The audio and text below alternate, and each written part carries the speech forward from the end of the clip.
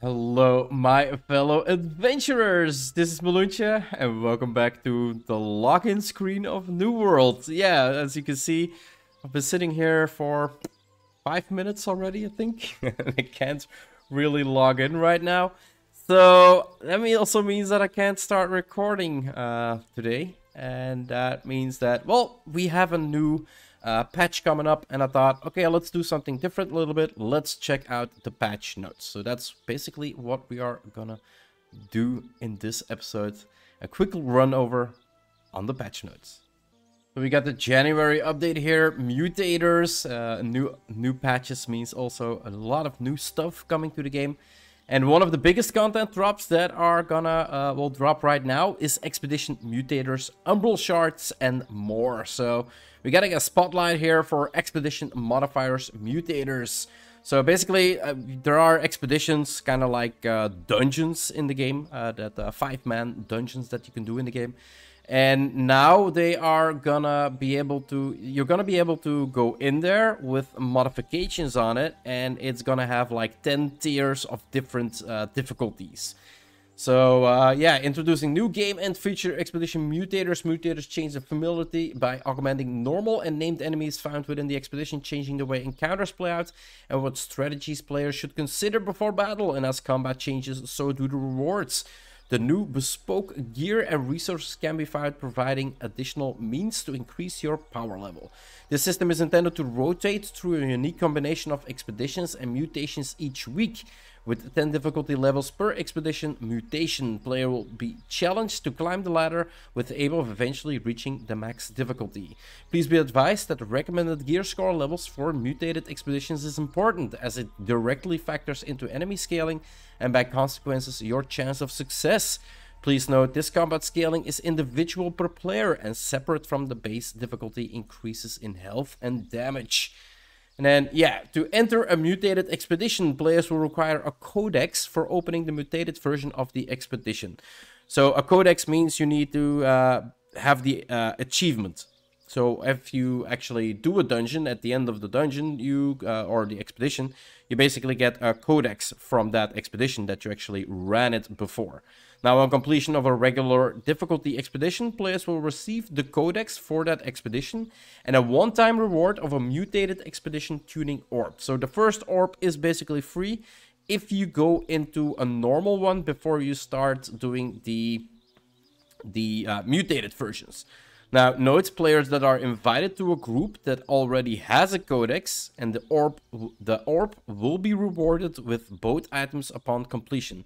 So if you have somebody that already did the expedition before and he has an orb, and you go in there on the the mutated version of it, the tier 1 mutated version, at the end of that mutated version you will basically get the orb and you will get the codex for it, so you can go on to tier 2, I believe, instantly.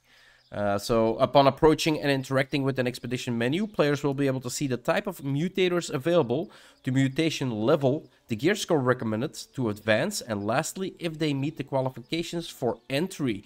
So there is gonna be like gear score restrictions from what I can read here, which is kind of, well, okay. Like I would not put restrictions on expeditions simply because if there's people that actually want to try it, like a higher tiered one, but they don't have like full gear score 590 yet, then why shouldn't they? Like it's their resources that they're gonna spend on keys, so why shouldn't they actually be able to try it out? So kind of strange, a little one.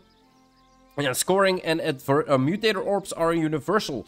Players can craft one per week and will be able to purchase additional orbs in the faction shop. So only being able to craft one per week is kind of low, as you have 10 tier difficulties in the expedition that you have. Basically means that you're gonna have to run with 10 different people, 9 extra people if you craft one. You're gonna need to have like 9 extra people to run the entire expedition in one day to the last level, which kind of doesn't make sense. They do say that you can purchase them from the faction shop, but from what I heard, you can only purchase the lower tiered keys, not the mutator orbs. But here they're saying you can actually buy mutator orbs from faction shops. So I'm really looking forward to see how much that is gonna cost. And then scoring and advancing. Score is a performance based taken from a combination of categories. Score is also shared value for group members. The following categories count towards the group's overall score value. So, time. The better the time, the better the score. Calculated at the end of the run. The faster you can complete that run, the better your score is gonna be for time. AI kills. The more kills you get in an expedition, the better your expedition counter will be at the end. Takedowns, a target of value for killing named enemies within the expedition. So if you kill all the named enemies in an expedition, you're gonna get a higher score. Team wipes. Each team wipe during a boss fight reduces the score by a significant amount. So what they're saying is here, if your team wipes from mobs, it shouldn't actually decrease. But if your team doesn't die on a boss, you don't get a decrease. And then respawn, each respawn reduces the score by a moderate amount. Okay, so yeah, okay. This kind of already is in one go. So if you respawn during mob fights, you basically lower the score. If you wipe on a boss, you lower the score. Okay, kind of makes sense. There are also bonus multipliers for run efficiency, minimal respawning, wiping speed, and taking down all targets. These are calculated at the end of an expedition run. The score ranks are bronze, silver, and gold. And I do presume you're gonna need to have like at least silver or maybe even gold to go to the next tier. Like, it kind of makes sense, right? That there's bronze, silver, and gold in there. And that maybe only the highest two will reward you with going to a higher difficulty. Advancement through each mutator difficulty level requires reaching a predestinated level of proficiency within the highest achieved level. Okay. Higher scores means advancement to higher difficulties, which in turn lead to bigger rewards. Yeah, it doesn't really say which one you need. It just says that if you get gold, you get to higher difficulties. Maybe if you get gold on tier 1, you can unlock tier 2 and 3. And if you get silver, you can only unlock like tier 2. Something like that. I'm not really sure. Then mutation affects elemental. So there's elemental mutations infuse enemies in the expedition with a specific elemental damage type, increasing their resistance to that damage type, converting a large portion of their damage to that type, and giving them a powerful elemental-based abilities. So we got Hellfire enemies with fire, allowing them to burn players. And we got Eternal, infusing enemies with Void, granting them the ability to debuff players and buff their Void-infused allies. We got promotions, mutations, grant creatures in the expedition powerful new abilities. So they are gonna get new abilities. And then Savage, apply healing reduction and cast damaging beams around themselves. Indomitable, creatures possess true damage with life-stealing abilities and are able to summon a phalanx, blocking all incoming player projectiles. It's something like the priests that you see in Invasions. You know, like the priests have like an orb around them, and you kind of need to stand inside of that orb to actually be able to heal the people that are in the orb, or actually damage the priest itself. But kind of really nice. Then we got curses. Curses mutation apply dangerous effects to players, forcing them to work together to overcome the curse power at the highest difficulty. Curses become empowered, creating additional tactical challenges. Desiccated players will occasionally combust with elemental energy. When the curse is empowered, players will need to cleanse themselves by approaching the combusted player. Okay. So if you get a curse, you need to run to a desiccated player that will burst with elemental energy to get rid of the curse. That's actually pretty cool. That's cool. And then censored. Censored players will find their abilities turning against them after players in their group have used a certain number of activated abilities. Explosive silence zones will appear on all players. When the curse is empowered, players will lose natural mana regeneration and must enter the silence zone to regenerate their mana. Okay, that's interesting. So no mana. I wonder if mana flasks will help, or if they just don't grant anything. And then Endgame Update Part 2 and the Umbral Upgrade System, something I'm really looking forward to as well. So we got the Umbral Upgrade System. Players can upgrade individual gear pieces from gear score 590 to gear score 625. So we are getting a new cap on the gear score. And that is also in line with the amount of gear score that you're gonna need to go into the specific difficulties of the dungeons. Seeing as the max cap now is like, the max cap now is what? Is 600, and the new cap is 625. I presume you're gonna need to have like 605 or something like that to go into tier 1 and 2, 6010 to go into 3 and 4, and so on and so on. As every 5 would be like 2 expedition, like 2 meditation levels. I think something like that. Note we reduced this requirement from gear score 600 to gear score 590 based on PTR feedback and the desire to require legendary items to engage in the Umbral system.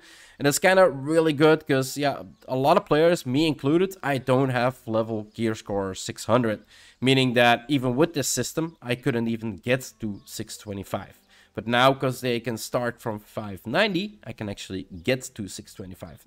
So that's really, really good. Ability to upgrade items of any type is unlocked when players hit 600 expertise for that item type. Oh crap, then I'm still stuck. So I need to hit 600 expertise before I can actually upgrade one piece of my armor. But most of my armors are only at 5... Well, my armor is 590s. Some of my weapons are 590. That means I'm gonna need to upgrade them to 600 before I can actually do that. Okay, I wonder how that's gonna work. So players can acquire Umbral shards via 3 methods. Expedition mutators are the most efficient way to earn shards. The higher the difficulty level and the higher the score rank achieved, the more shards a player will earn. Opening Gypsum's cast once the expertise of that type has reached at least 600 expertise. Again, kind of screwed because I need to... Does this mean that you can actually enhance your gear now to level 600 with the Gypsum system? If you can't do that, then you're basically screwed, right? You need to get to level 600 to actually be able to get the Umbral shards to actually upgrade to 625. But right now you can only get to 590. So it's kind of strange. I think we'll have to find out, but the Gypsum system will now go from, well, instead of 590 to a max of 600. That kind of would make sense. So crafting 600 gear score items once the expertise of that type has reached at least 600 expertise. Upgrading an item through the Umbral shard binds the item to players. So you cannot buy any armor of 625 or weapons of 625 on the market. Okay. And then expertise system update. Players raise their expertise from 590 to 600 through the current means, Gypsum cast, and random open world bumps. And there we go. I've got my answer like 2 sentences later, and I was thinking about it for 3 minutes. Expertise is increased from 6 to 625 through the via the Umbral system, and then expertise gear scaling. Any item that is purchased from trading post or acquired to the P2P private test server. No. P2P? What's P2P? After January, player-to-player markets, I think that's it. Yeah, I think that's a player-to-player market or something like that. To the market. After the January patch, will have its, trading post acquired to P2P. What's P2P? Player-to-player? PvP? Is it PvP or PTP? Will have its effective gear score scaled down to the midpoint of player's expertise and the item gear score if the expertise is lower than the item gear score. Wait, what? So if I buy an item from the trade post, which I did, is effective gear score will be scaled down to the midpoint of the player's expertise and the item gear score if the expertise is lower than the item gear score. Okay, so my item gear score is 590, but the pieces I'm wearing are mostly 570, 580, maybe even 550. So I shouldn't see any decreases on my gear. Only have if you bought like level 600 gear, but your gear score, your expertise is still 590, then you would actually get a decrease in your gear score to 590. Okay. And then general enhancements and QOL improvements. Whenever you craft a gear score 600 item, if your expertise for that item type is under 600, it will trigger an expertise bump. That's really nice. That's really, really nice. This will be another great way for crafters to get their expertise to 600, in addition to the already released Emerald Gypsum from Trade Skills Aptitude Reward containers. If you get an expertise bump from a random drop in the open world, the loot ticker will now show which item gave you the expertise bump. Okay, that's also pretty cool. If you get an expertise bump from opening a reward catch, the opening sequence will highlight which item gave you the bump. So it's now more specifically, you're going to be able to specifically see which item gives you the actual boost.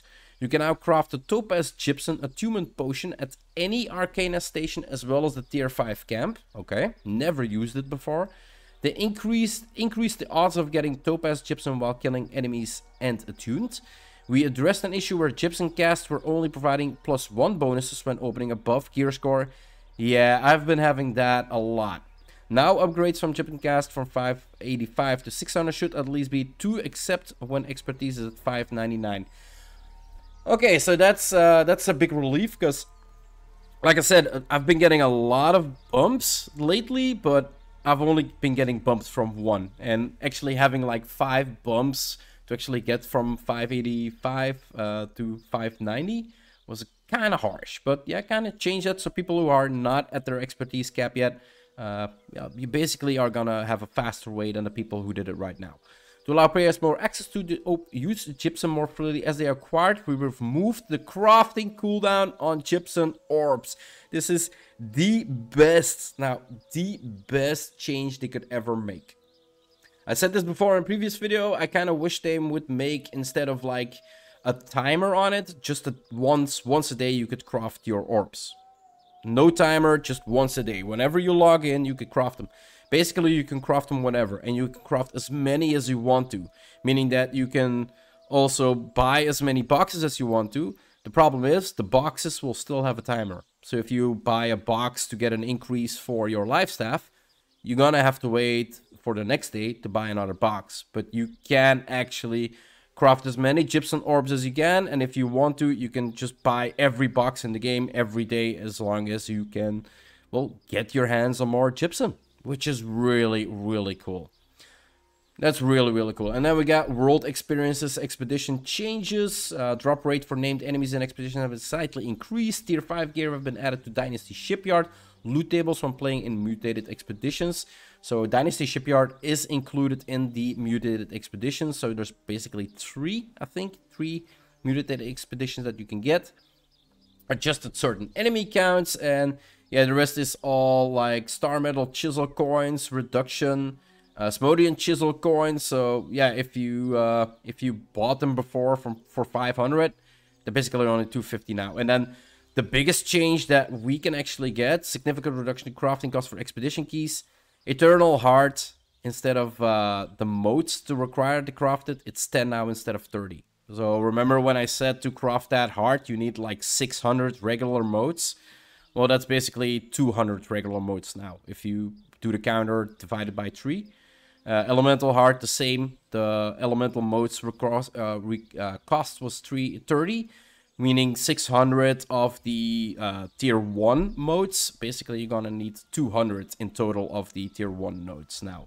Which is a huge reduction. Undying Heart, all elemental quintessence cost 2 instead of 6. Dynasty Tuning Orb, reduction of amount of corrupted crystals. Instead of 2, it's 1. 10 to 8, 3 to 1, and 2 to 1. So every tuning orb for every dungeon has now... the cost is reduced a lot, like a lot. Every player who was crafting the orbs before this change happened to be able to sell them is gonna make a huge loss in profit. And then mutated tuning orbs changes from PTR. We reduce the amount of runestone required to craft. It costs now 5 down from 10. Reduces the amount of powerful gemstone dust required to craft. Costs 5 and down from 10. And reduces the amount of chisels required to 1 down from 2. And then fast travel costs, what is it? We heard your frustration with the cost of fast travel. This release includes an update that dramatically reduces the distance factored in the amount of Azot required for each trip. Accordingly, faction control points bonus associated with the fast travel now reduce the distance factor to 0. So if you go from one territory to another territory and they're both basically owned by your faction, the travel cost of the distance is not gonna be calculated. It's like you're gonna calculate as if you're in the same zone, which is really, really good. And then new fast travel shrines have been unearthed. We got one at the Emerine excavation, really good. That's really important. We got one at the Shattered Obelisk, we got one to the Depths, we got one to the Genesis, we got one to the Amphitheater, and we got one to Lazarus. So basically they included a fast travel point to all the expeditions, so you don't actually have to run there anymore. And this is definitely something that needed to happen as well. And then open world, fixed an issue with the following elite strongholds, not consistently applying the appropriate affliction to players that enter visual affliction areas. Notable fixes, and then combat in AI, bears, skeletons, villagers, Varangian knights, tendrils, reduced attack sweep apparently, stab is reduced, so tendrils are now a little more easy to, well, to beat. Expedition AI, Garden of Genesis AI, mutator perks are been added, weapon perks, flame attunement perks, armor perks. So flame condition have been hit with fire damage, gain 5%, 4% fire absorption. So there's new perks now as well in the game. PvP damage formula update with just the way armor mitigation is calculated to use enemies' gear score value instead of an average gear score. To adjust for the difference in armor mitigation, we increase the damage low level players due to high level players and reduce the damage the high level players due to low level players. And then Outpost Rush increases the Azot cost of brute tokens from 500 to 750, really good. There were way too many brutes in a PvP, well, PvP, PvE fight, but there were way too many brutes. Summoning stones are now dropped on death, so if you actually kill somebody that holds a summoning stone, you can grab it and you can summon. Really, really good. Outpost Rush Alpha Wolf will no longer spawn minions. Gather Wolves no longer have weight. Okay, Baroness Haynes Ice Mines now slow the players by 30% for 3 seconds instead of staggering the players. Really good. Water can no longer be gathered in Outpost Rush. Who would gather water in Outpost Rush? Added 2 additional gate points on the sides of each team's respawn. So there are now 3 gates where you can walk out of. That is huge, because since the gates were introduced, where you actually needed to walk through a gate before you can actually enter the battleground, people were just spawn camping that gate. They used to like push into your base, and you still had a chance, if you all respawned at the same time, to actually push back out. But actually having to spawn outside of that gate was like like it was a barrier where everybody could lay down their AoE abilities. It was just a farm from here to there. So 2 additional gate points to the sides of each team spawn is really, really good. No more spawn camping, basically. Or at least reduced spawn camping. Increase the cooldown on the Outpost Rush Brutes Corrupted Ball. Really good, that Corrupted Ball. I said this before, Baroness Haynes, you don't need her to win Outpost Rush. The only thing she does is actually slow down your loss or speed up your win. The only thing you need in Outpost Rush is hold 2 bases. And even if you hold 2 bases and you get every Baroness against you, the amount of points that Baroness can provide the other team is 58 points. That's it. Like, even if you get every Baroness Haynes against you, she doesn't matter at all. Like, she's kind of pointless in the game mode, except for speeding up your win or slowing down your loss. You need to hold 2 bases. And then the one thing I said also is, like, brutes have a bigger impact on a win or a loss in the game than they actually should. And now with the amount of cost it's gonna be for summoning them, and the interrupt from their balls is gonna be less, that's, well, that kind of sounded dirty. But yeah, it's definitely better. And then the Outdoors Brutes will now be much less likely to use their Corrupted Ball spell when players are inside of the fort. Definitely good. And then we have notable fixes. Economy and progression and loot housing tax. Definitely a good one. So reverted the make good 90% housing tax reduction. So house taxing is now back toward what it was, guys. And then they did update it to a minimum of 2.5 and a maximum of to a minimum of 5 and a maximum to 10 instead of 20%, and updated the default housing tax to 5% instead of 10%. So basically the amount you needed to pay for a tier 4 house, a 10,000 gold house, was normally 4,000 gold. Non-including bonuses or whatever. If you include the bonuses, the amount that you would have to pay before this was around 6k on every 5 days. Now basically they're saying that they kind of slowed it down to half. So if we do the biggest math that you can ever, well, we do the max amount of math we can do, then it would be like 3k. And that's, well, basically for me in Brightwood, that means I have 30% a decrease of, because we own it, and I have a 30% decrease of I have enough faction reputation there.